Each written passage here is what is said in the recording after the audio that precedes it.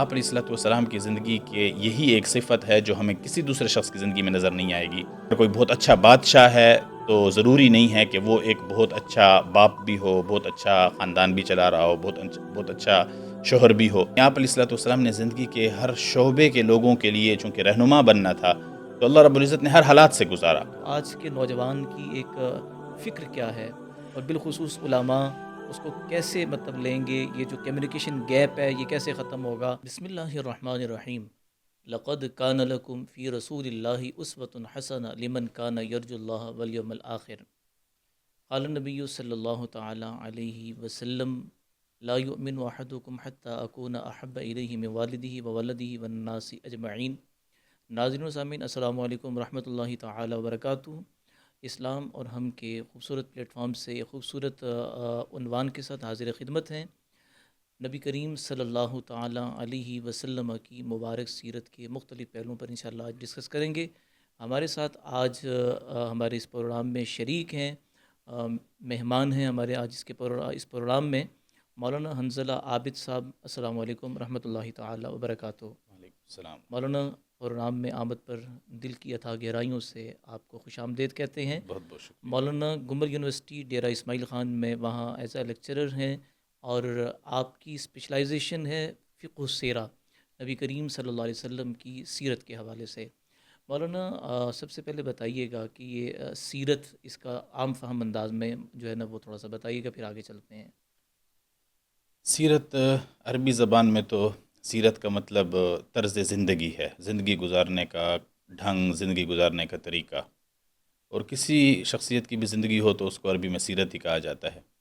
لیکن سیرت اصطلاحی اعتبار سے صرف آپ علیہ الصلوۃ والسلام کی زندگی، یعنی سیرت النبی صلی اللہ علیہ وسلم، اور آپ علیہ الصلوۃ والسلام کی زندگی گزارنے کا طریقہ، سلیقہ، یہ ہمارے ہاں سیرت نبوی کے اعتبار سے اسوہ حسنہ کے نام سے اس کو یاد کیا، اس کو سمجھا جاتا ہے، اس کا تعارف کیا جاتا ہے۔ اچھا مولانا، اسوہ حسنہ یہ رسول اللہ کے ساتھ خاص ہے کیا، یا کسی اور کے بھی اچھے عمل کو اسوہ حسنہ کہہ سکتے ہیں؟ اللہ رب العزت نے ہر انسان کی فطرت میں کچھ ضروریات، کچھ خواہشات رکھی ہیں۔ جیسے پانی کی چاہت بھی ہے انسان میں، بھوک کی ایک فطرتی ایک ضرورت اور خواہش رکھی ہے۔ بالکل اسی طرح اللہ نے ہر انسان کی فطرت میں کامیاب ہونے کی خواہش رکھی ہے کہ وہ کامیاب ہونا چاہتا ہے، چاہے وہ جس شعبے میں ہو، جس جگہ پہ بھی ہو، اپنے اپنے میدان میں اس کی چاہت ہے کہ وہ کامیاب ہو جائے، کوئی ناکام نہیں ہونا چاہتا۔ اور کامیابی کے لیے ضروری ہے کہ وہ کسی کو فالو کرے، اور اس کے فالو کے لیے دنیا میں بہت سارے لوگوں نے اپنی اپنی پرسنالٹیز پیش کی ہیں، زندگیاں پیش کی ہیں، نظریات پیش کیے ہیں، اور وہ سمجھتے ہیں کہ ہم اس نظریے کو، یہی اسوہ حسنہ ہے، وہ یہ سمجھتے ہیں، اور انہی کی زندگی وہ قابل عمل ہے، قابل تقلید ہے۔ لیکن قرآن میں اللہ رب العزت نے تو آپ علیہ الصلوۃ والسلام ہی کی زندگی کو اسوہ حسنہ بتلایا ہے، کہ آپ علیہ الصلوۃ والسلام کی زندگی ہی وہ اس قابل ہے کہ اس کو فالو کیا جائے، اس کی تقلید کی جائے اور اس پر عمل کیا جائے۔ تو بہت ساری ایک بہت لمبا موضوع ہے کہ اس کی کیا وجہ ہے، کیا وجوہات ہیں، لیکن جو ایک عام عقل اور ایک انسانی ذہن بتائے کہ یہ اسوہ حسنہ ہے، اور ایک یہ ہے کہ اللہ رب العزت نے بتایا کہ یہ اسوہ حسنہ ہے، تو اس وجہ سے ہم آپ علیہ الصلوۃ والسلام ہی کی زندگی کو اسوہ حسنہ۔ اچھا مولانا، لقد کان لکم فی رسول اللہ اسوۃ حسنہ، تو کیا اسوہ حسنہ صرف مدارس کی طلباء یا مدرسین و واعظین کے لیے، یا جو ایک ہماری مسلمانوں کی سوسائٹی میں یہ چیز ہے کہ بھئی جو نمازی ہے یا حج کے لیے چلا جاتا ہے اسی کے لیے رسول اللہ اسوہ حسنہ ہے، یا کاروبار، تجارت، معاشرت، معاملات رسول اللہ کی یعنی جو پیروی ہے اسوہ حسنہ زندگی کے ہر شعبے میں ہے؟ دیکھیں، دنیا کے اندر بہت سارے کامیاب انسان گزرے ہیں، لوگ ان کی جیسے زندگی کو پیش کرتے ہیں۔ کچھ ایسی خصوصیات ہیں جو آپ علیہ الصلوۃ والسلام کی زندگی میں ہیں، دنیا کے اندر کوئی بھی ایسی زندگی نہیں ہے جن کا مقابلہ ان کے ساتھ کیا جائے۔ مثلا ایک صفت ہے آپ علیہ الصلوۃ والسلام کی زندگی کے، کہ وہ ایک انتہائی اتھینٹک انداز سے ہم تک محفوظ پہنچائی گئی ہے۔ دنیا میں یہ چیلنج کر کے دیکھا جا سکتا ہے، کہا جا سکتا ہے کہ کسی انسان کی شخصیت، چاہے وہ بادشاہ ہو، چاہے وہ کوئی تھنکر ہو، چاہے وہ کوئی فلاسفر ہو، ان کی زندگی اس طرح محفوظ نہیں ہے اتھینٹک طریقے سے جس طرح آپ علیہ السلام کی زندگی کو محفوظ کیا گیا ہے۔ مثلاً ہماری مغربی ایک ویب سائٹ ہے انسائکلوپیڈیا برٹانیکا کے نام سے، تو وہ ایک قابل اعتماد سمجھی جاتی ہے ویب سائٹ، یعنی اتھینٹک ویب سائٹ سمجھی جاتی ہے۔ تو اس کے اوپر بھی اگر لوگوں کی زندگیوں کو بتایا گیا ہے تو اس میں یعنی کہ ایک شخص کی زندگی کے اوپر کئی سو سال بعد کوئی مصنف کوئی کتاب لکھتا ہے تو اس کو وہاں پر یعنی کہ پیش کیا جاتا ہے دلیل کے طور پر کہ فلاں مصنف نے اس شخصیت پر یہ کتاب لکھی، حالانکہ وہ مصنف خود اس شخصیت کے کئی سو سال بعد آیا ہے اور بیچ میں کوئی ربط نہیں ہے کہ کس طریقے سے اس تک وہ زندگی پہنچی ہے۔ آخر اس نے جو اس پر وہ کتاب لکھی ہے تو اس کتاب کے کیا ذرائع ہیں کوئی اس کا علم نہیں ہے، جبکہ آپ علیہ السلام کی زندگی انتہائی محفوظ طریقے سے ہم تک پہنچائی گئی ہے، یعنی اس حد تک محفوظ کہ آپ خود جانتے ہیں کہ علم اسماء الرجال یہ باقاعدہ، اور مسلمانوں کے پاس یہ فن ہے کہ جو روایت کرنے والے ہیں آپ علیہ السلام سے حدیث کو اور ہم تک پہنچانے والے ہیں، یہ مکمل سلسلہ اور آپ علیہ السلام کی حدیث کو بیان کرنے والے ان سب کی زندگیاں تک محفوظ ہیں، ان کی عملی زندگیاں، ان کی تاریخ پیدائش، تاریخ وفات، سب کچھ محفوظ رکھا گیا ہے کہ آیا واقعی یہ بات اتھینٹک طریقے سے ہم تک پہنچی ہے یا نہیں پہنچی۔ اور جیسے ابھی آپ پوچھ رہے تھے کہ آپ علیہ السلام کی زندگی کیا صرف ہم علماء، طلباء یا مدارس والوں کے لیے ہے، یا آپ علیہ السلام کی زندگی کے یہی ایک صفت ہے جو ہمیں کسی دوسرے شخص کی زندگی میں نظر نہیں آئے گی کہ وہ ہر پہلو میں ہماری رہنمائی کرتی ہے۔ یہ ہمیں صرف آپ علیہ السلام ہی کی زندگی میں، اگر کوئی تھنکر ہے اور اس نے ایک میدان میں کوئی ایک نظریہ یا ایک سوچ اپنی پیش کی ہے تو آپ دیکھیں گے کہ وہ دوسرے پہلوؤں میں انتہائی کمزور اور انتہائی ناقص نظر آئے گا۔ اگر کوئی بہت اچھا بادشاہ ہے تو ضروری نہیں ہے کہ وہ ایک بہت اچھا باپ بھی ہو، بہت اچھا خاندان بھی چلا رہا ہو، بہت اچھا شوہر بھی ہو۔ اگر کوئی ایک بہت اچھا استاد ہے تو ضروری نہیں ہے کہ وہ ایک اچھا کاروباری اور ایک بزنس مین کے طور پر بھی سامنے آئے۔ لیکن آپ علیہ السلام کی زندگی ہر پہلو میں، ہر انسان کے لیے، ہر شعبے کے لیے، جہاں آپ کو وہ یوں بادشاہ کی صورت میں نظر آئیں کہ پورا کا پورا عرب ان کی مٹھی میں ہے، تو وہیں پر وہ اس حال میں بھی نظر آتے ہیں کہ تواضع اتنی زیادہ کہ اپنے آپ پر بھی اپنا اختیار نہیں سمجھتے، اور یہ فرماتے ہیں کہ میرے اوپر بھی میرے اختیار تو میرے اللہ کا ہے۔ اگر ایک طرف اس قدر مالدار کہ مسجد نبوی کے صحن میں اونٹوں لدے ہوئے اونٹ ساد و سامان کے آ رہے ہیں۔ یہ بڑی زبردست بات آپ نے کی ہے، کیونکہ ہمارے ہاں جو سیرت کا جو سلیبس بچوں کو ابتدا سے پھر انتہا تک جو دکھایا جاتا ہے، اس میں سیرہ نبوی صلی اللہ علیہ وسلم کو یوں پیش کیا جاتا ہے کہ جیسے بہت ہی قلت تھی اور غربت اور فقر ہی میں زندگی گزری، اور ابھی آپ جیسے بیان فرما رہے ہیں کہ مسجد نبوی میں جو ہے نا وہ مال کے ڈھیر لگے ہوئے تھے، بالکل سے پتہ یہ چلتا ہے کہ مال کی کمی نہیں تھی۔ آقا کریم صلی اللہ علیہ وسلم کو یہ چیزیں بھی حاصل تھی تکلفاً، بالکل آپ اگر مطلب رائے خدا میں جو آتا وہ خرچ کرتے تھے۔ یہ نہیں کہ جی غربت اور فقر جو ہے نا وہ بندہ اوڑھنا بچھونا بنا لے کہ رسول اللہ صلی اللہ علیہ وسلم، کیونکہ ایک حدیث میں تو یوں بھی آتا ہے نا کہ جو فقر ہے وہ کفر تک لے جاتا ہے۔ بالکل ایسے ہی۔ تھوڑا سا یہ بھی تو واضح وہ کیجیے گا۔ ایک تو یہ ہے کہ فقر اختیاری بھی تھا، یعنی آپ علیہ السلام نے زندگی کے ہر شعبے کے لوگوں کے لیے چونکہ رہنما بننا تھا تو اللہ رب العزت نے ہر حالات سے گزارا، مالداری کے بھی رکھے، مالداری بھی تھی اور فقر کا دور بھی آیا، کہیں بادشاہ بھی نظر، کہیں استاد نظر آتے ہیں اگر صفہ میں بیٹھے ہوئے، اور کہیں جبرائیل علیہ السلام کے سامنے وہ شاگرد بنے ہوئے بھی نظر آتے ہیں، وہاں ان کا ادب بھی سکھا رہے ہیں۔ تو ہر اعتبار سے آپ علیہ السلام کو گزارا گیا تاکہ ساری کی سارے شعبوں کے لیے اور ہر نسل کے انسانوں کے لیے وہ ایک رہنما بن کے سامنے آئیں۔ تو ہمارا یہ ہے کہ ہم آپ علیہ السلام کی زندگی میں ہر وہ چیز لیتے ہیں جو ہمیں پسند ہو، ہم اپنی پسند کے مطابق اس میں سے چناؤ کرتے ہیں اور مکمل زندگی کو نہیں دیکھا جاتا۔ سب سے پہلے ایک تو یہ ناانصافی ہے کہ ہم تاریخ سیرت تو بہت توجہ اور شوق سے، اگر پہلے تو سیرت دیکھیں، آپ خود اندازہ لگائیں کہ ہمارے نصاب تعلیم میں چاہے وہ اسلامی ہو چاہے وہ غیر اسلامی ہو، سیرت کو بہت کم مقام دیا گیا ہے، بہت کم وقت دیا جاتا ہے، اور اگر کہیں سیرت کو کچھ وقت دیا بھی جاتا ہے تو وہ مکمل توجہ اس کی تاریخ سیرت پر ہوتی ہے کہ آپ علیہ السلام فلاں تاریخ کو پیدا ہوئے، پھر مکہ میں زندگی گزاری، پھر ہجرت فرمائی، بس زیادہ سے زیادہ اگر کوئی یہ جانتا ہے تو ہم سمجھتے ہیں کہ سیرت کے بارے میں وہ بہت کچھ جانتا ہے۔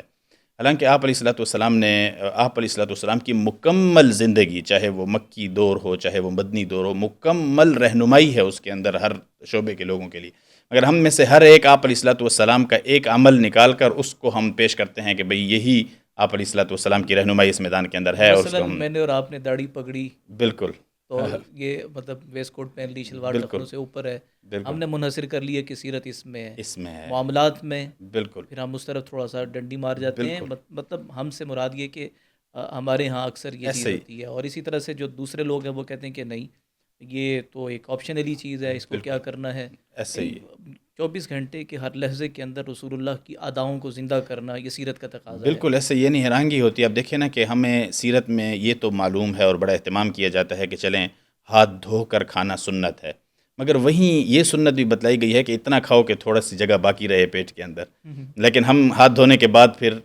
یعنی کہ دبا کے کھاتے ہیں نا۔ اسی طرح اگر بیٹھ کے کھانا سنت ہے تو آپ علیہ الصلوۃ والسلام نے یہ بھی فرمایا کہ کچھ بھوک باقی رہے چھوڑ دو، ایک حصہ ہوا کے لیے، اس طریقے سے، اور کھانے کے پانی کی، یہ سارے کے سارے اصول و ضوابط بتائے گئے ہیں، مگر ہم آپ علیہ الصلوۃ والسلام کی یعنی اب یہ سنت ہے کہ آپ علیہ الصلوۃ والسلام وضو میں 3 مرتبہ چہرہ دھوتے ہیں، 3 مرتبہ ہاتھ پاؤں، یہ بھی ایک سنت ہے۔ مسواک سنت ہے جس کو ہم بہت اہتمام سے کرتے ہیں، مگر آپ علیہ الصلوۃ والسلام نے ورزش کا اہتمام یہ بھی سنت میں بتایا گیا ہے، اور اسی طرح صرف عملی طور پہ نہیں، نظریات اور سوچ کے اعتبار سے بھی بہت ساری رہنمائیاں ہیں، لیکن وہی ہے کہ ہم اپنی سوچ کے مطابق سیرت میں سے جو ہمیں اچھا لگے گا جو وہ ہم قرآن پیش کہتا کریں ہے گے۔ نا افتؤمنون ببعض الکتاب وتکفرون ببعض، تکفرون ببعض، یہ تو نہیں ہے کہ جو اچھا لگتا ہے وہ ایسے اخذ ہی کر ہے۔ لیتے ہیں، جو طبیعت کے موافق نہیں ہوتا کہتے ہیں یار یہ نہیں، یہ بعد میں۔ اور اس کی وجہ سے کتنے بڑے نقصانات میں ہم ہیں، ہمارے اندر تعصب ہے، ہمارے اندر یعنی کہ نفرت ہے اور حسد ہیں، اور اس طرح کے بہت سارے نیگیٹو جذبات جو ہمارے اندر ہیں، وہ صرف ان کی بنیادی وجوہات یہی ہیں کہ ہم سیرت کے مکمل پہلوؤں کو نظر انداز کر کے کچھ پہلوؤں کو لے کر ہم اپنے آپ کو مرضی کے سیرت والا موافق، جو سمجھتے ہیں۔ طبیعت کے موافق جو پہلو ہے اس کو اخذ کر لیتے ہیں، اس کو اپناتے ہیں، بالکل۔ باقی چیزوں سے مطلب نظر انداز مجھے کر کے۔ میں آپ کو ایک شخصیت، ایک بڑے بزرگ، آ، وہ اس قدر اہتمام کرتے تھے کہ بھئی اگر آپ نے سواری پہ بیٹھنا ہے تو آپ دائیں طرف سے بیٹھیں، تو اب وہ جو ڈرائیور ہے تو وہ تو گاڑی میں اس بائیں طرف سے بیٹھے گا، تو ظاہر ہے کہ پہلے بایاں پاؤں اندر رکھے گا، تو انہوں نے ڈرائیور سے بھی یہ کہا کہ بھئی اہتمام اس قدر کیا جائے کہ پہلے دایاں پاؤں اندر رکھا جائے کہ یہ سنت ہے۔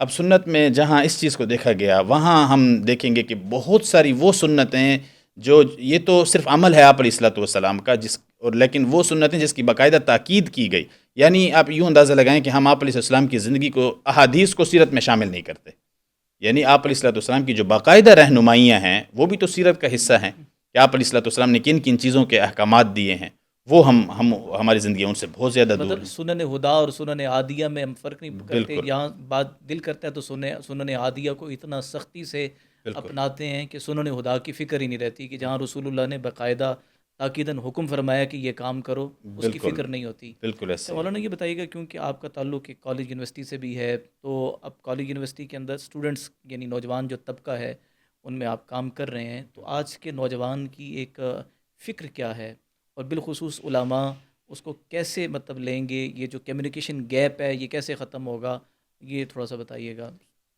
اصل میں باطل جو ہے وہ تو مسلسل محنت کر رہا ہے کہ سب سے پہلے انہوں نے عملی طور پہ کوشش کی کہ ہم مسلمانوں سے قرآن مجید کو دور کریں، مسلمانوں کو، اور جہاد کے ذریعے سے، یعنی کہ حملے کر کے، جنگوں کے ذریعے سے، جس طریقے سے وہ کوشش کرنا چاہتے تھے کہ مسلمانوں کو شکست دیں، اور کسی حد تک کامیاب ہوئے۔ پھر مسلمان علماء کی محنتیں ہیں، اب ان کی باقاعدہ محنت یہ ہے کہ وہ اسلام کے بارے میں ہی ان کو بدگمان کر دیں، ان کو شکوک و شبہات میں ڈال دیں۔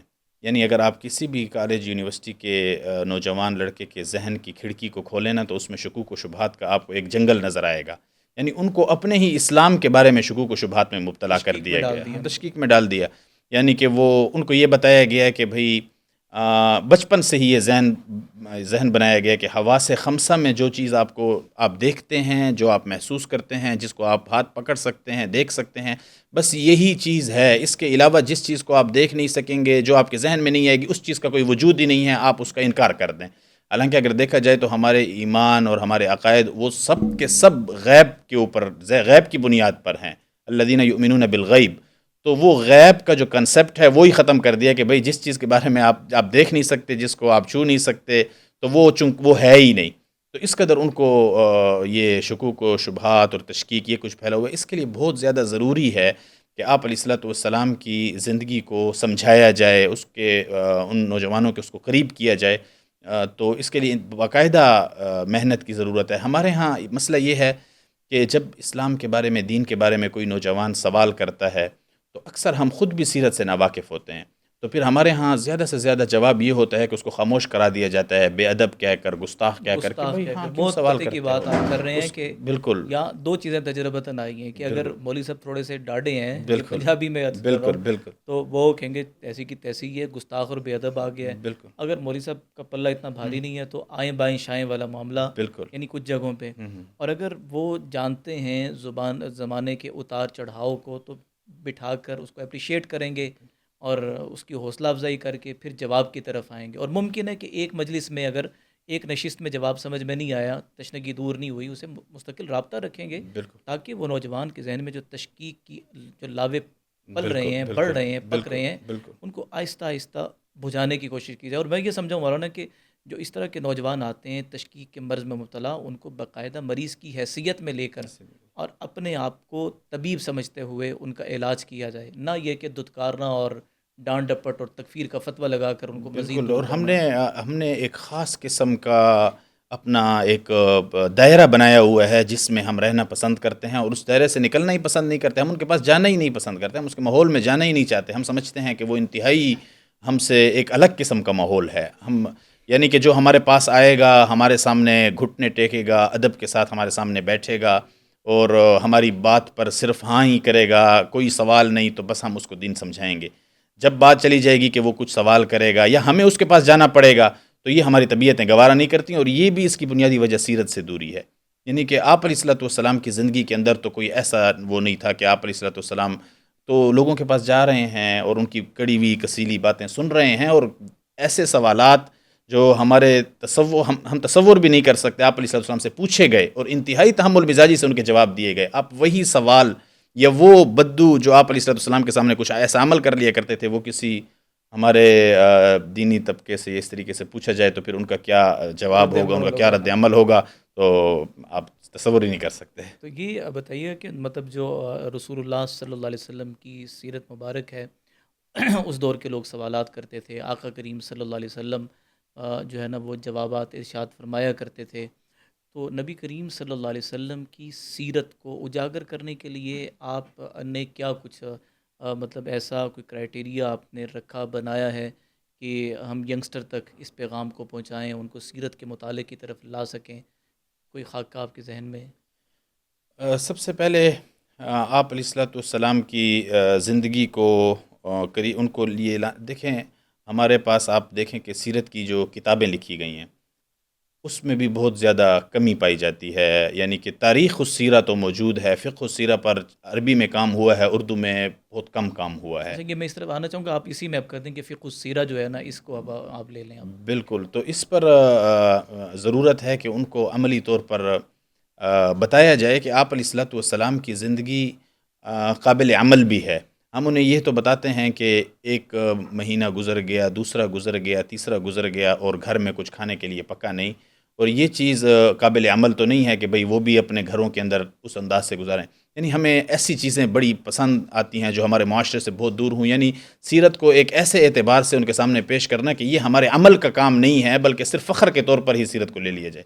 یعنی ہم فخر تو بڑے فخر سے کرتے ہیں کہ آپ علیہ الصلوۃ والسلام کی زندگی بہت خوبصورت ہے، لیکن عمل کے اعتبار سے ہم اس کے نعرے لگانا ہمیں زیادہ اچھا لگتا ہے، اور جب عمل کی بات آئے تو اور یہ ہم نے ترغیب بھی انہی چیزوں کی دی ہے. ہم نے عمل قابل عمل کر کے دکھایا ہی نہیں. یعنی آپ علیہ الصلوۃ والسلام کی صفات میں سے ایک صفت یہ بھی تھی کہ فرماتے کہ میں تو ایک عام انسانوں میں سے ایک عام انسانوں کی طرح ہی ایک انسان ہوں. میں ایسے ہی بیٹھتا ہوں جیسے آکل کما یاکل العبد. کہ میں غلام جیسے کھاتا ہے ویسے ہی نیچے بیٹھ کے کھانا پسند کرتا ہوں، میں روزہ بھی رکھتا ہوں، میں افطار بھی کرتا ہوں، میں شادی، یعنی کہ سارے کے سارے قابل عمل زندگی بتلائی ہے آپ علیہ السلام کی. یعنی اب یہ دیکھیں کہ آپ علیہ السلام کی زندگی میں ایک صفت تھی کہ وہ کبھی بھی نا امید نہیں ہوتے تھے، ہمیشہ پر امید رہتے تھے. یہ ایک بہت بڑی سنت ہے آپ علیہ السلام کی زندگی میں. ماشاء کبھی منفیت آپ علیہ السلام کی اللہ، زندگی میں نیگیٹو نہیں، تھنکنگ تھی ہی نیگیٹو نہیں. تھنکنگ تھی نہیں. اب ہمارا سیرت بتانے والا ہی سب سے پہلے نیگیٹیوٹی کا شکار ہو اور اس کو وہ سیرت کے اس کیسے کیسے وہ کیسے آگے نہیں بتائے نہیں گا نہیں، وہ. میں نے کہا نیگیٹیوٹی کا شکار کیسے، مطلب کیا ہے؟ یعنی نیگیٹیوٹی کا شکار یہ تو ہمارے معاشرے کے اندر ایک عام مرض پایا جاتا ہے ہر فرد کے اندر. یعنی کہ اگر 99 غم کی باتیں ہیں، ایک کوئی 99 اچھائی باتیں ہیں، خوشی کی باتیں، ایک کوئی غم کی بات ہے تو ہم اس ایک غم کی بات کو لے کے ہی رونے لگ جائیں گے. اور اگر مثال کے طور پر ہم اپنے بچوں کو دیکھیں، والدین جو بعض اوقات کچھ نیک ہوتا ہے یا علماء ہوتے ہیں اس قسم کے، ایک آدمی میں بہت ساری اچھی صفات ہیں لیکن ہمیں اس کی ایک بری صفت کا رونا لازمی رونا ہوگا کہ بھئی یہ وہ کیوں ہے. ہم اس پر شکر نہیں کرتے کہ اتنا کچھ اس میں موجود ہے. بعض والدین ہمارا چونکہ پیرنٹس کے ساتھ معاملہ ہوتا ہے، بچوں ہمارے پاس پڑھتے ہیں تو والدین کہتے ہیں کہ بچہ جو ہے وہ مثال کے طور پر صبح کی نماز نہیں پڑھتا. تو میں ان سے پوچھتا ہوں کہ بھئی ظہر پڑھتا ہے یا عصر کوئی ایک نماز پڑھتا ہے؟ آپ اس پر شکر تو کریں، آپ کا وہ فجر ہی پڑھنے لگ جائے گا، بجائے آپ کی اس ناشکری پر وہ ظہر سے بھی جائے گا، عصر سے بھی جائے گا. یعنی یہ ایک مثال ہے. وہ اتنے اچھے اعمال کر رہا ہو، ہم اس پر شکر ادا کرنے کے بجائے جو وہ برا عمل کر رہا ہوگا اس کو ہم نے لے لینا ہے، ہائی لائٹ اس کو کریں گے. ہائی لائٹ اس کو کرنا ہے. اچھا، غم میں بھی ایسے ہیں کہ بہت ساری نعمتوں کے ہونے کے باوجود انسان کی فطرت ہے کہ وہ ناشکری کی طرف جاتا ہے. آپ علیہ السلام نے دیکھیں کہ ہر پریشانی اور غم کے ماحول کے اندر بھی کس قسم کے پر امید رہتے تھے آپ علیہ السلام. صلح حدیبیہ کا موقع آپ کے سامنے، اس میں وہ آتے ہیں ایک سہیل بن عمر.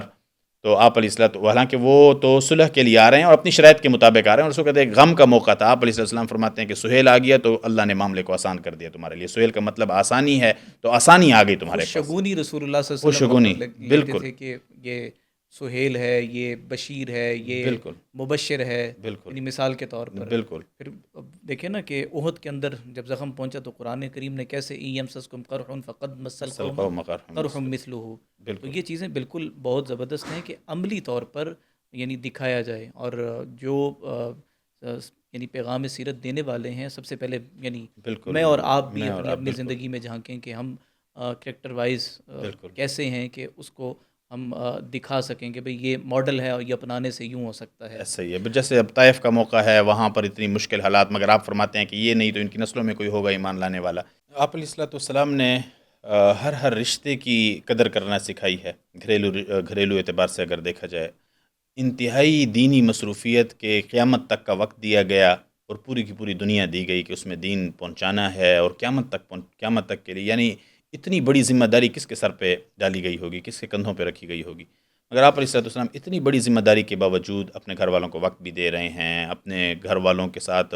یعنی ابھی گزشتہ رات ہی ہمارے گسا جی بتا رہے تھے کہ جہاد کے لیے آپ علیہ السلام جا رہے ہیں اور اپنے گھر والوں کے ساتھ دوڑ بھی لگا رہے ہیں. حالانکہ جہاد کا عمل کتنا بڑا عمل ہے، کتنی بڑی ذمہ داری والا ہے. تو ہمارا ایک بہت بڑا مسئلہ ہے کہ ہم اپنے گھر والوں کو، چاہے دنیاوی طبقہ ہے چاہے دینی طبقہ ہے، وقت دینا اہم نہیں سمجھتا، اور یہ سمجھتا ہے کہ ہم اگر ان کی ضروریات پوری کر رہے ہیں تو یہ ایک چیز ہے. اس طرح بچوں کی تربیت کے حوالے سے ہم بچوں کے معاملے میں انتہائی ظالم کبھی کبھی ہمارے رویے ہوتے ہیں، چاہے وہ دنیاوی طبقہ ہو چاہے وہ دینی طبقہ ہو، اور اس چیز کو وہ دین بھی نہیں سمجھتا.